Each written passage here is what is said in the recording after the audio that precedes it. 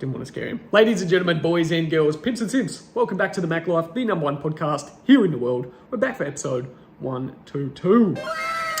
If you're new to the channel, we go over absolutely everything to do with building a brand online, monetizing that brand, Onlyfans marketing for creators, and Onlyfans management. So managing, Zig, you've got to stop licking me, man. And Onlyfans management. Now, the way in which I do these videos are we focus on a specific topic that we delve into, but I also do this in podcast format. So I use it as like a self-reflection journal. We go over updates and everything that's going on in my life, as well as just little golden nuggets that you can apply for your life tips and strategies. You know, lay down here, stop being a crackhead. Now, back in Australia, first day back. Well, I got back yesterday, but I was extremely jet lagged because I'd stayed up and then my flight was at 10:30 at night. So I caught the night flight, which because of the time difference gets in, it fast forwards like 2 or 3 hours into Australian time. So it was meant to be like 4 a.m. my time, but it was 6:30 Australian time. So it was the start of a new day. And I slept nothing on the plane. I slept absolutely zero on the plane. So essentially, I just ran it back for a whole, like yesterday, I just ran back a whole extra day. So I was like, fuck it. I'm not going to try and go home and sleep. I might as well just soldier on. So I was just in zombie mode yesterday. I was just in pure zombie mode. Plus, to get to where I am at my mum's house is a few hours drive. So I was in zombie mode. What are you doing, Cracky? Now I'm here with little Zigman. Little poor Zigman, right? This little champion, little Italian greyhound. I've got Mooey outside as well. He has been rehoused 4 times now. And the first people abused him. This fucking couple, this gay couple, they tried to dress him up like a little parade dog and they accidentally broke his leg while putting him in a little costume. And they trimmed his whiskers. Like they just did some fucked up shit to this little champ. So he is distraught. He doesn't trust people. He doesn't, like if anyone new comes into my mum's house he doesn't know, he'll just run and hide like and cower somewhere. So he's just he's a poor little dude, aren't you? But he's a little champ. And he'll, if you ever sit down and he likes you, like he'll instantly be on your lap. He will not let you sit there. And the best thing about little Zigman is he's got no hair. Like he's just a hairless. He's not hairless, but he does not shed hair. So there's a cool little update for you all. Now we have quite a lot of updates to go into, and then we're here for the topic that you're all actually here for in this video, which is OnlyFans, how to get from zero, okay, the 7 steps to go from zero to your first $1 million. And we're going to break down the 7 stages, the 7 things you need to work on as both a creator, okay, and both as a manager. So what are the 7 things that you need to do? Now, before we get into those 7 things, make sure you hit subscribe. But before we get into those 7 things, we have quite a few little updates to get into. Obviously back now in Australia for around a month. I'll be here before I head out to Japan and South Korea. Just constantly traveling, hitting the world. And I've been away for 5 months, I think 4 or 5 months. Cambodia, Vietnam, Thailand, Malaysia, Indonesia. I did all of Southeast Asia. So I have so much shit to do while I'm here. Like this is the thing that people say, oh, well, you know, if you make money, why wouldn't you buy this? And why wouldn't you do that? Buying things is a liability. Like you might think it's not, but the more things you own, they own you. Like I have certain shit that I have to go pick up because I'm getting a new place sorted up here so that I have a home base somewhere to jump between while traveling. But I have to go pick up all that shit. Or if you're like, yeah, but you can get a delivery driver. I have to organize a delivery driver. I have to organize someone to pack it. And it may just seem like trivial, but this is time that's taken away from your business. Close your eyes, little man. It's too bright for you. So, you know, cars, they have to be insured, they have to be registered, things need new tires, things need servicing. It takes time and it takes effort. So the more things that you own inevitably own you. So I just have a massive list of shit to do. You know, I have to change my phone number, my phone plan over, back to Australia, and I have just an infinite amount of shit to do. And then once I get into the new place, I got to set up the podcast studio. I'm not complaining about any of this, by the way. Like all of this is fun and I enjoy doing all of this. But it just takes time. So you need to understand that living a minimalist lifestyle is by far the best way to see success in business. And more so than that, there is a great book that you can read called The One Thing. And I apply this to being at home and the home life. And I want to talk about that as an update. This like breeds in perfectly is, you know, close your eyes. It's too bright for a little dog. The one thing is essentially you want to take actions that would normally repeat throughout the lifetime or you're taking away choices that you would constantly make throughout the lifetime and dedicating a portion of time, okay, to doing them once. And so they might be actions that have to be repeated, but you'll mentally clear up a lot of space and open up some bandwidth. So for example, myself in the gym, I would hit the gym hard, but I didn't really have structure. I had a goal, but I didn't really have structure. And each workout would be different. I wouldn't really record things. I wouldn't really do things. And then I'd train MMA on top. But instead I bought this Kino Body program. And so it's like, just stick with one thing. It's the exact same workout every single week with the goal of gaining size. I know exactly what I need to do. And it's just the exact same workout every 3 days. Now, this doesn't mean you can't allow deviation. You can't have fun and variety in your life. It's a question I get heaps. Like you can go, say it's with food, you can go out and have meals. If it's a gym, you could throw in an extra workout here or there, or you could do these things, but you're essentially clearing up the stress behind making decisions because you already have fundamentals there. So you can do this for food, is probably the easiest by far. It takes away all your cooking, all your cleaning, get your food delivered. Like I'm back here and now it's just boom, straight back on the meal plan. I'll have all my food delivered consistently on a weekly basis. Do not cook. There's no need for cleaning. And food's just delivered. I know exactly what's going in my body, exactly what I'm eating, so I can fluctuate depending on things. And that doesn't mean that I can't go out and enjoy things. I'm not on a strict diet. I've just taken away that majority decision. So I always have things there. I'm not like today while I'm waiting for food to arrive, like, fuck, what am I going to eat? Oh, what's in this town? Or where can I go? What's open? Oh, should I cook? It's just a massive time waster, extremely massive time waster. So food is a big one that you can do. Your gym workout and your routine towards your goals. And once you hit a certain goal, then you can rechange it. But you're essentially doing a one-time action for a massive amount of reward. And another one, this is a big one, like something I've done again today, is clothing. Because of the minimalist style that I was traveling, I couldn't really just have one set of main clothes, where I can do that now. And it doesn't mean that you have to it sounds weird, but it doesn't mean you dress like shit. Like I see a lot of these billionaires, they're still not stylish. They just dress like shit. You don't have to dress like shit. And you can still wear designer stuff. But as a dude especially, you want to go and write down like what are the things that you want to wear. This applies more so for men, this tip. But go like write down 4 white dress shirts, maybe 2 black dress shirts, 4 pairs of different colored chino pants or suit pants, 10x pairs of fucking Versace underwear. You can have designer shit too. 2x jumpers, a white and a black hoodie. Like I've just ordered all this shit today, like more Burberry hoodies. What else? Socks, 10x pairs of black socks, 4x pairs of shoes, like 2x pairs of black and a brown dress shoes, then 4x pairs of white and black sneakers, 4x pairs of just plain white shoes, whatever it is. You go write down your list of things that you would want, but essentially you take away all the conscious decision of having to wake up each day, oh, what's what? If you kind of have a general idea what you're going to wear, okay, these are my clothes that I have for the gym, these are this, and then have multiple units, you're never going to have to worry. It's going to take away that stress, and you can still look incredible. I mean, as a man, like 4x pairs of different colored chino pants, like expensive dress chino pants, matched with a white top, you can have like 10 different outfits there. You can or a black top, because you can change the color of the shoes, you can change this, and it takes 2 seconds to make that decision while it's all there. And then if you have that kind of summarized as a list, it doesn't mean you're always wearing the same shit. When you want new, okay, you can just swap out the old, you just throw it out. You're just not collecting shit, which is what I see people do.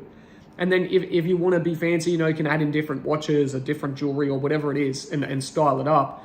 But you essentially want this main sort of wardrobe that is very, very easy.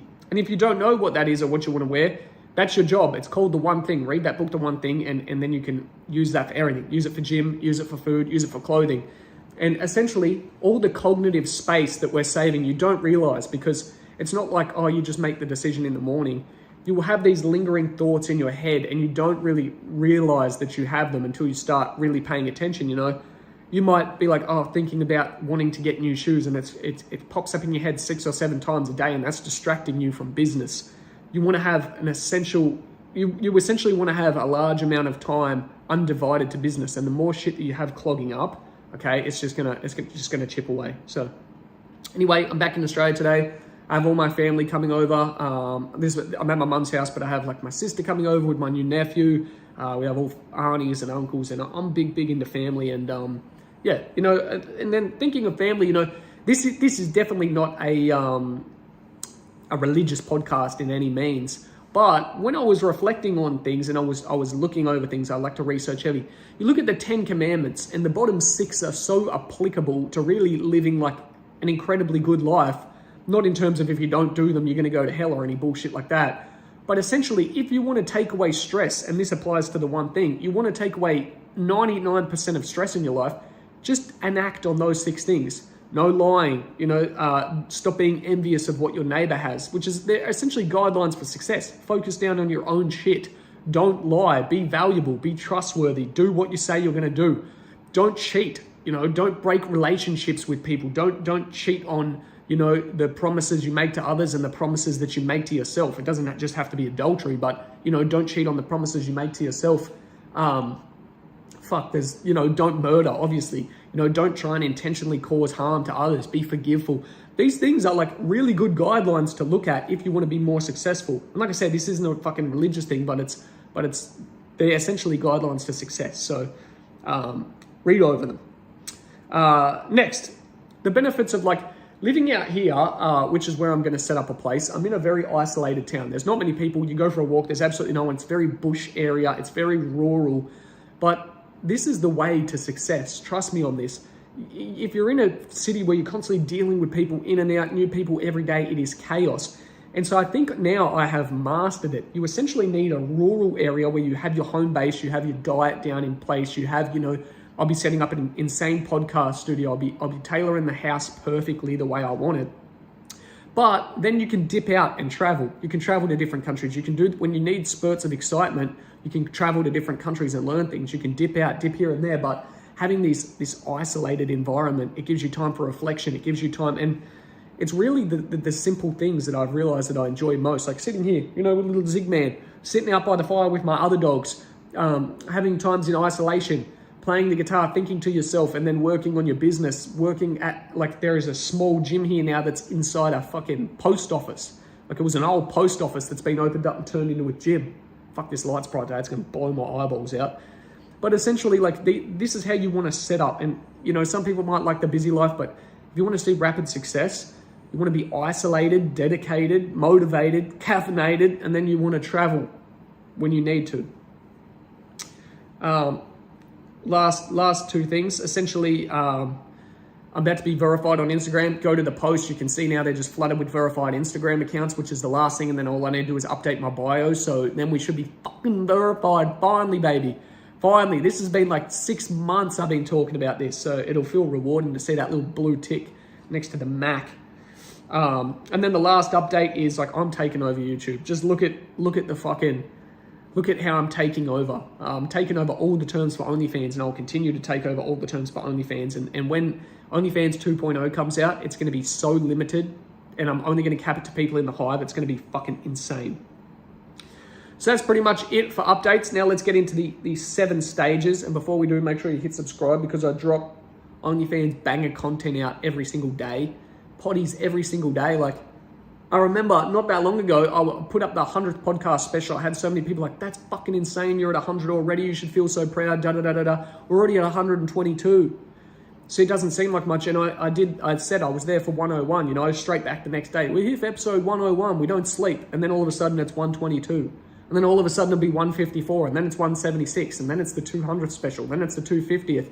Then I've dropped 500. Then I've dropped 1,000. And people are like, fuck, like, how are you seeing such crazy results in your life? Because I'm picking one thing, I'm sticking to it. Okay, pick one thing, stick to it, exact same thing. The one thing, like one thing for business. Stick to it, put in the time, put in the fucking work. A lot of you cunts are slacking. Now, step number 1 is just set up. Get your account set up. If you're a manager, you need to find a way to get girls. I'm not going to explain how to do that. You can join the Hive Mind. The link's down below. If you don't know what the Hive is as well, it teaches you everything to do with OnlyFans in detail and plugs you into a community of now 400 plus members of other people doing the same shit, making thousands of dollars a day with OnlyFans. We have members doing 15K weeks, $1,000 days. We have creators mopping up 10K weeks, 10K months, and you're just plugged into a community, and that's why it's so easy to be successful. So join the Hive. But essentially step 1, just get your account set up. Get everything set up. If you're a manager, get the girls that you want to work with, and get your contract sorted, okay? Step 2, important.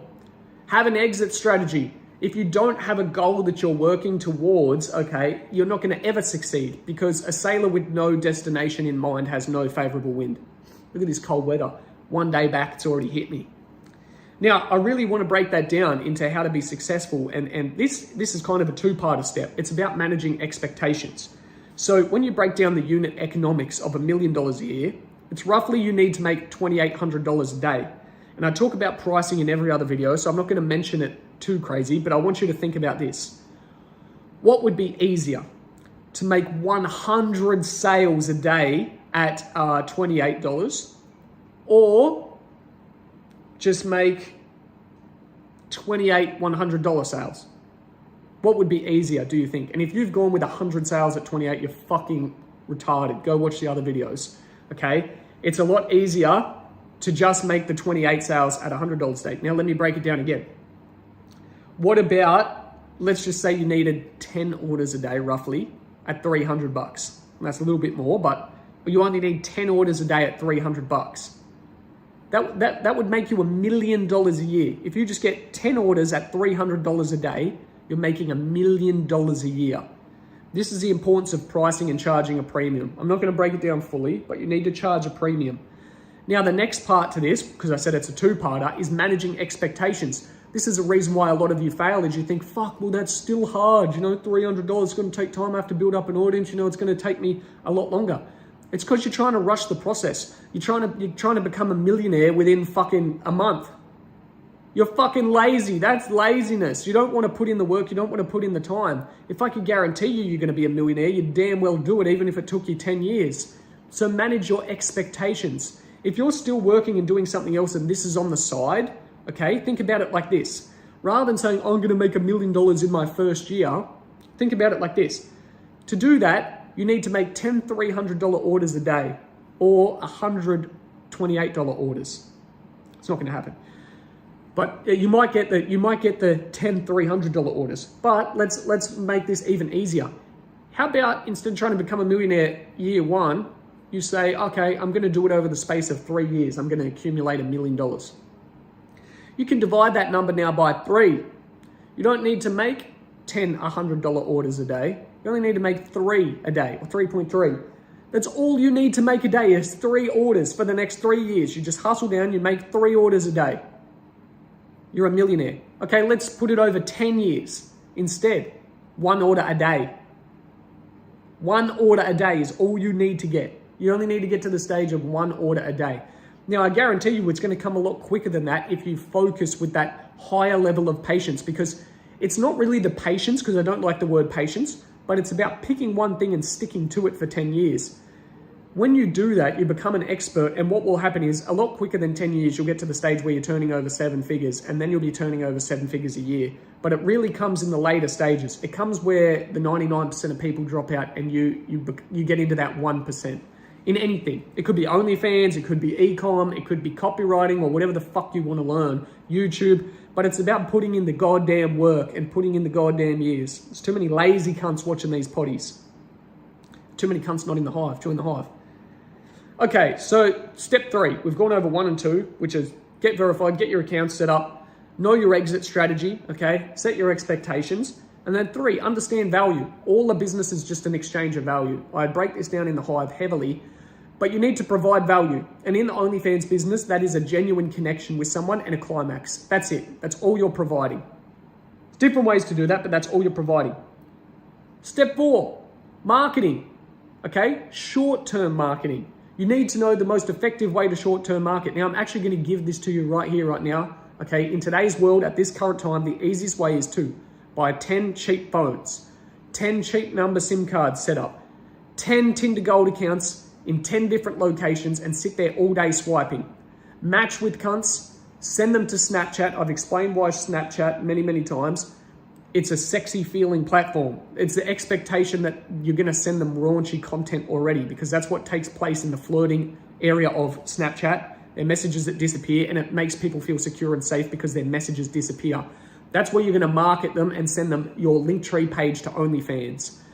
On top of that, you're going to put up softcore looking pictures on the Snapchat stories each day. So even if the dudes say, no, I'm not interested, every day when they click on it, they see it a little bit more and a little bit more, and it chips away at them till they're sitting there horny one night jerking off, and they're like, fuck it.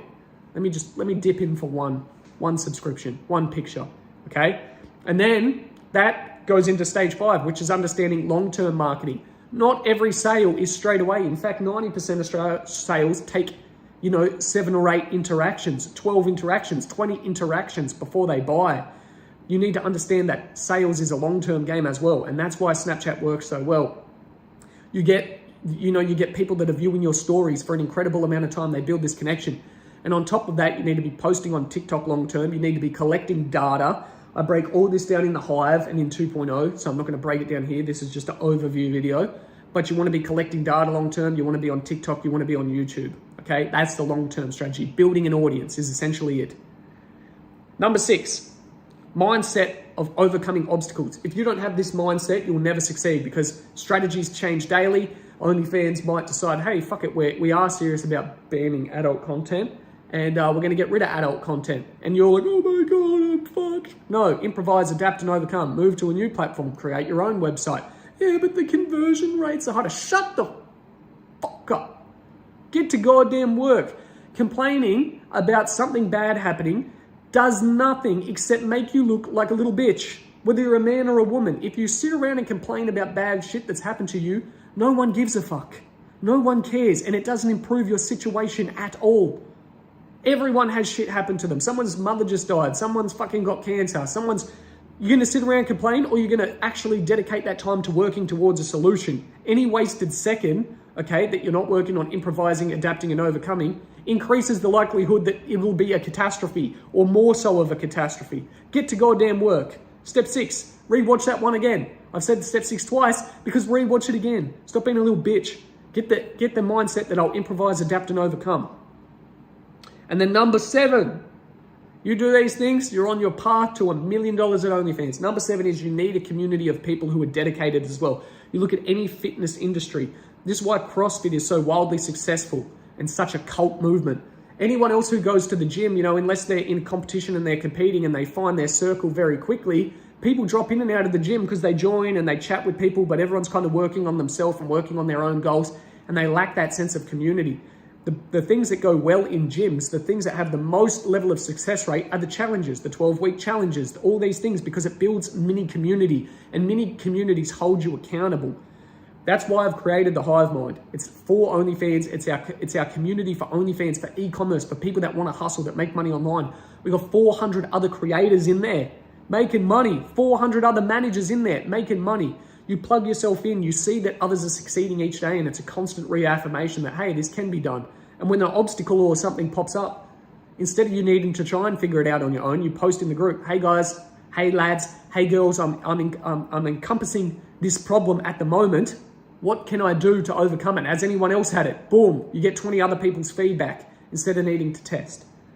So that's all for today's video. They're the 7 steps. It's a smaller podcast because the Big G's got shit to do. The absolute Don Dipper has a lot of shit to do on my list. So that's it for the day. Make sure you hit subscribe, join the Hive, and me and Little Z will see you all for tomorrow's potty, episode 123.